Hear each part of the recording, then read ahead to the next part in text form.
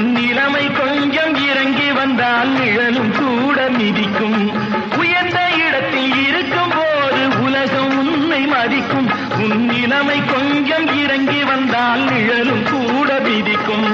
மதியாதார் தலைவாசல் மிதிக்காதே என்று மானமுள்ள மனிதனுக்கு அவ்வை சொன்னது.